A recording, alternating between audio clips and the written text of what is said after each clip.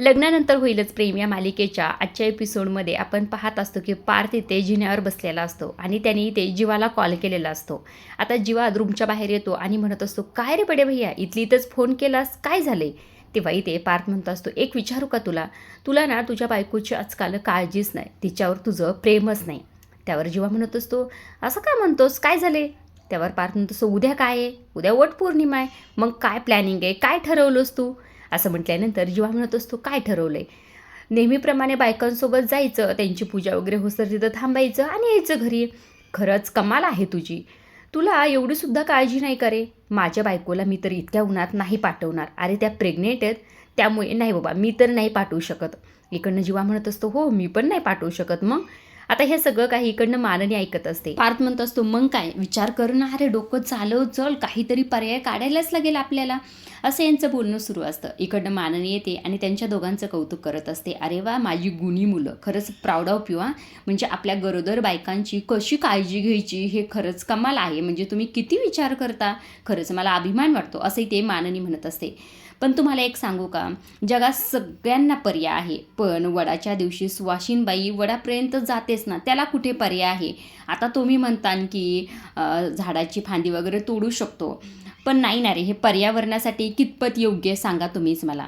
आता झाडी आपण लावावी, त्यांना जगवावं, तोडू नाही, असं मला वाटतं.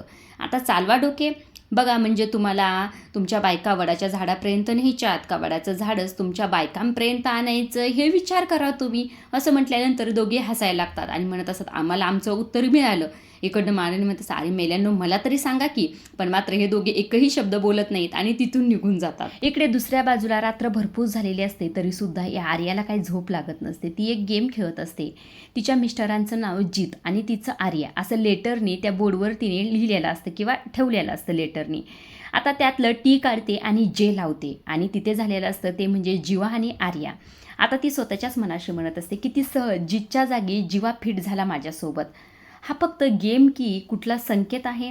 आता ते जीवा आणि आर्या नाव वाचते आणि खुश होत असते, पोटावर हात ठेवत असते. म्हणजेच काय, आता ती खरं तर जीवाच्या प्रेमात पडलेली आहे.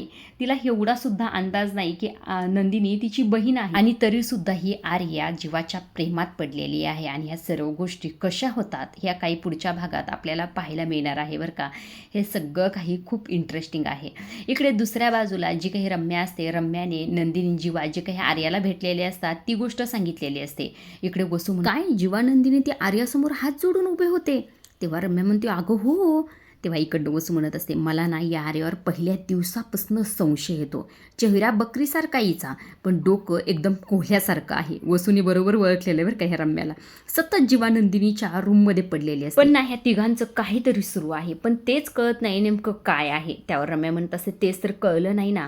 म्हणजे ते तिघे हॉस्पिटलमध्ये भेटले आणि जीवानंदिनी तिच्यासमोर असं आनंदाने रडत होते, जणू काही खूप वर्षापासून दुःख सहन केल्यानंतर आयुष्यात आनंद येतो तसं. त्यावर इकडनं तो जो विजय असतो तो म्हणत असतो, आनंद आला की आणलाय. आता ह्या दोघींना कळत नसतं म्हणजे काय. असं म्हटल्यानंतर विजय म्हणत असतो, ते आईबाबा झालेत, त्यांच्या आयुष्यात यापेक्षा मोठा आनंद काय असू शकतो आणि तो कोण आणणार? ही आर्या. आणि का आणेल ती? असं म्हटल्यानंतर विजय परत म्हणत असतो, रम्या तू एक चूकच केलीस, तू ना जरा जवळ जाऊन सगळं ऐकायला पाहिजे होतंस, म्हणजे आपल्याला सगळं कळलं असतं. त्यावर रम्या चिडते, म्हणत असते, अरे मी आल्या आल्या कामाला लागले, तुम्ही दोघे तर असेच रूममध्ये बसून राहिलात, काहीसुद्धा केलं नाही आणि वरनं मलाच विचारताय. मला जेवढं जमलं तेवढं मी केलं. त्यावर इकडनं विजय म्हणत असं, सॉरी मला असं म्हणायचं नव्हतं, मला फक्त असं म्हणायचं होतं की मला जर घेऊन गेली असतीस तर मलासुद्धा कळलं असतं ना. त्यावर रम्या म्हणते, काय गरज आहे, सगळ्यांनी फोकस फक्त नंदिनी आणि जीवावरच करायचा. तिकडे पार्थ आणि काव्याचं सुद्धा काहीतरी सुरू आहे, त्यांच्यावर तू फोकस कर, मी जीवानंदिनीचं काय करायचं बघून घेते. त्यावर विजय म्हणतो, ओके मी बघतो, नको टेन्शन घेऊ. इकडनं वसू फार खुश होते, कारण की जावाई आणि लेक एकत्र आलेले असतात. ती म्हणत असते, आजचा दिवस आपल्यासाठी फार लकी आहे बरं का, तुम्ही दोघे एकत्र आलात ना, म्हणजे सगळ्या गोष्टी होतील बघा आता. म्हणजे बघा ना, आज रम्या तू जीवानंदिनीला आर्यासोबत हॉस्पिटलमध्ये बघितलंस आणि आज मी घरी त्याच दोघांना त्यांच्या कपाटात कुठली तरी एक फाईल ठेवताना पाहितलं. ते असे ठेवत होते जणू काय ती कुणाला दाखवायचीच नाही त्यांना. आपण जर ती फाईल एकदा शोधून काढली ना, सगळं सत्य समोर विजय म्हणत असतो. आणि हा धमाका आपण उद्याच करायचा, वटपौर्णिमा स्पेशल हा बॉम्ब सगळ्यांसमोर फोडायचा.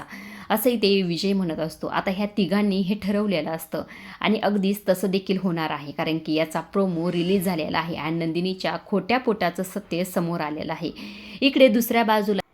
इकडे नंदिनी तयार होत असती वटपौर्णिमेसाठी. तिच्या बांगड्या घालणं सुरू असतात, त्याचबरोबर इथे झुमकेसुद्धा घालत असते, नथ घातलेली असते. ह्या सगळ्या गोष्टी ती करत असते. तेव्हाच इथे बॅकग्राऊंडला छान असं गाणं लागलेलं असतं. त्या गाण्याचे बोल आहेत ते म्हणजे जरा जरा हे मन खुणावते, हे गाणं छान मागे लागलेलं असतं. इकडे नंदिनी छान तयार झालेली असते आणि तिला सर्व गोष्टी ते आठवत असतात. गेल्या वर्षी जेव्हा ती वडाची पूजा करायला गेलेली होती तेव्हा तिच्या पायाला लागले होते आणि त्या पायाला लागलेला असताना सुद्धा तिने जीवासाठी वडाची पूजा केलेली असते, वडाला फेऱ्या मारलेल्या असतात. हे सगळे क्षण तिच्या डोळ्यासमोर येत असतात आणि हे सगळे क्षण डोळ्यासमोर आल्यानंतर तिच्या डोळ्यात तिथे पाणी आलेलं असतं. समोर जीवाची घड्याळ ठेवलेली असते, जीवाची घड्याळ ती हातात घालत असते आणि त्याचबरोबर मंगळसूत्र असतं ते सुद्धा इथे तिच्या हृदयाशी कवटाळत असते आणि ह्या सर्व गोष्टीकडे पाहून ती इमोशनल झालेली असते आणि तेवढीच आनंदी सुद्धा असते. इकडे दुसऱ्या बाजूला सुद्धा काव्या तयार होत असते. काव्यासुद्धा नंदिनीसारखं सेम इथे तयार झालेली असते. तेच गाणं इथे लागलेलं असतं, लिपस्टिक लावत असते, त्याचबरोबर इथे काजळ लावत असते, ह्या सर्व गोष्टी लावत असते आणि मागे गाणं देखील लागलेलं असतं, झुमके घातलेले असतात आणि छान अशी इकडे आपली काव्या रेडी झालेली असते. रेडी होत असतानाच खरं तर तिलासुद्धा नंदिनीसारखे सगळे क्षण इथे आठवत असतात. गेल्या वर्षी तिच्या मनात नसतं की मी पार्थसाठी वडाची पूजा करावी, तरीसुद्धा ती इथे तयार होऊन आलेली आणि काव्याला तयार होऊन आल्यानंतर पार्थच्या चेहऱ्यावरचा तो आनंद तिला आठवत असतो आणि पार्थने तिच्यासोबत जे काही फेरे मारलेले असतात वडाच्या झाडाच्या, तो सगळा क्षण तिला आठवत असतो आणि पार्थ तिच्यासाठी म्हटलेला असतो, संसारात सप्तपदीत वचन देतात पुरुष पण निभावतात मात्र बायका.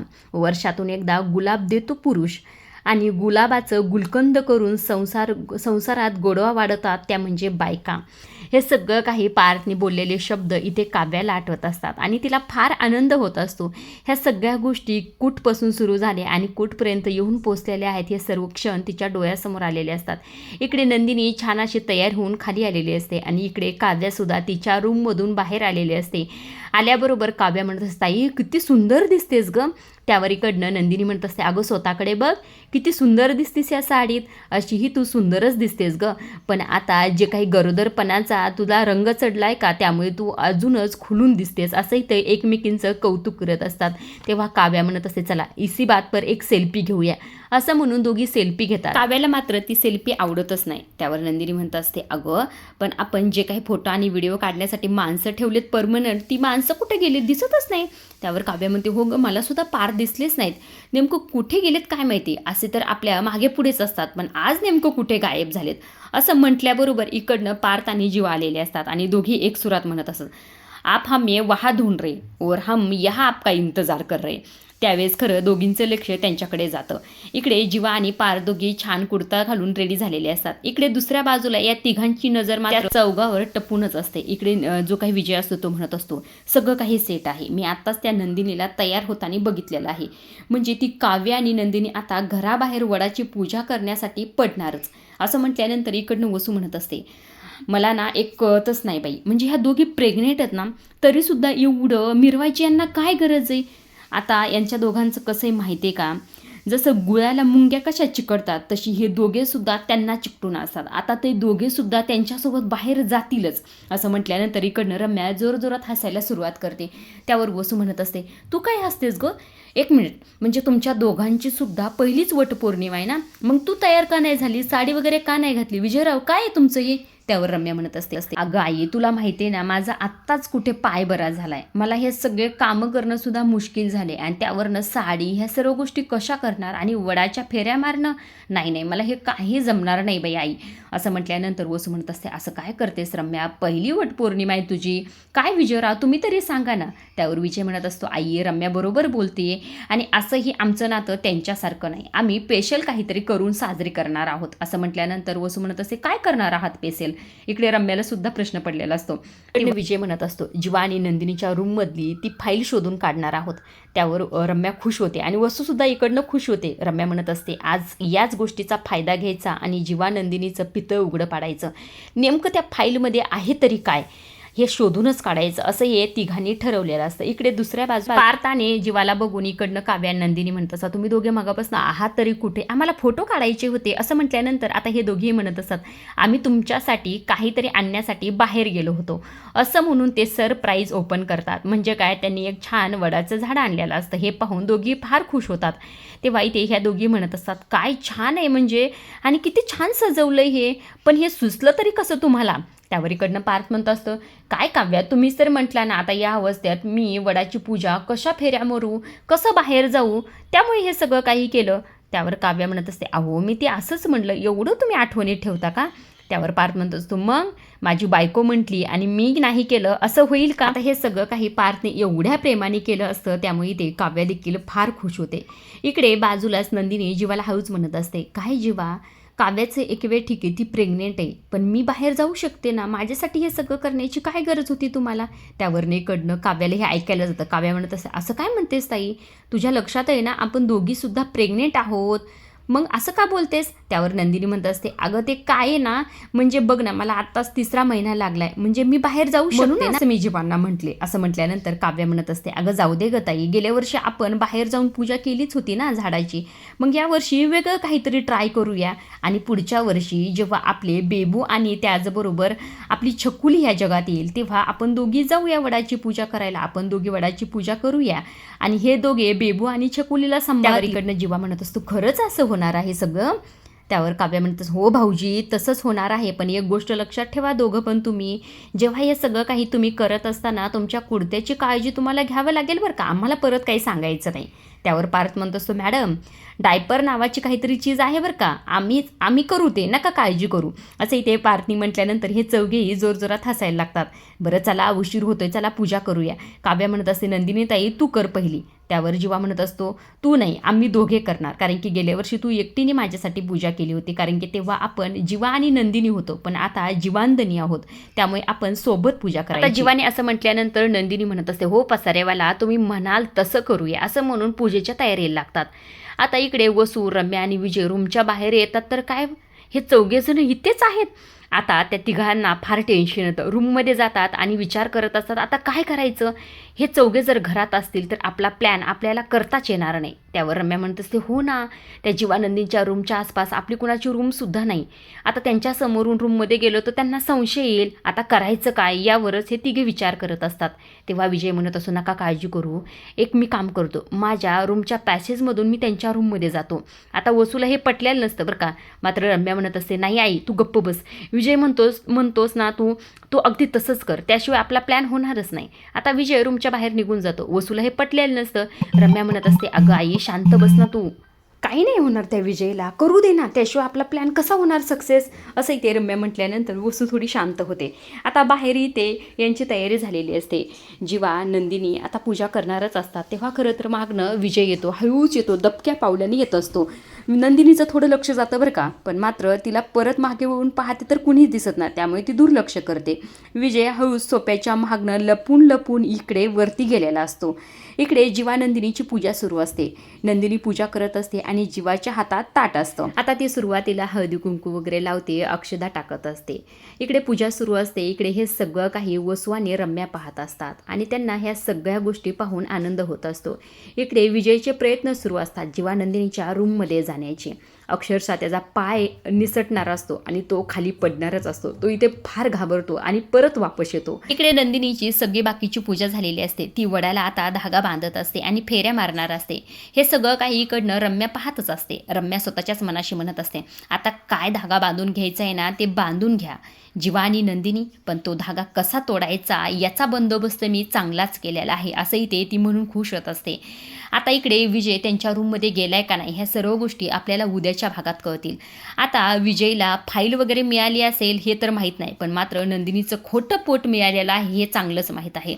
आजच्या पुरतं एवढंच. पुढील भागात आपण पाहत असतो की आता सगळेच घरचे जमा झालेले असतात. आता वसू जी असते ती सगळ्यांना म्हणत असते, ही तुमची सर्वगुण संपन्न सुनबाई तुमच्यापासून काहीतरी लपवते. त्यावर नाही इकडं रम्यासुद्धा म्हणत असते, ही तुमची आदर्श सुनबाई एक सत्य तुमच्यापासून लपवते आणि ते सत्यच आज मी घरच्यांसमोर आणणार आहे असं म्हणून ते खोटं पोट समोर करत असते. ते पाहिल्यानंतर तर जीवानंदिनीच्या पायाखालची जमीन सरकलेली असते आणि घरच्यांना सगळ्यांनाच धक्का बसलेला असतो. आता रम्याच्या या सत्याला नंदिनी कशी उत्तर देते आणि काव्या तिला साथ देते का नाही, ह्या सगळ्या गोष्टी पाहण्यासारख्या आहेत. का नंदिनी आणि काव्या दोघी मिळून या रम्याला तोंडावर पाडतात, हे सगळ्या गोष्टी कशा प्रकारे होतात हे आपल्याला पुढील भागात कळेलच. आजच्या पुरतं एवढंच. अशा डेली मालिकेच्या अपडेट आणि प्रोमो जर तुम्हाला जाणून घ्यायला आवडत असतील तर आपल्या चॅनलला जरूर सबस्क्राईब करा आणि तोपर्यंत पाहत राहा लग्नानंतर होईलच प्रेम. धन्यवाद.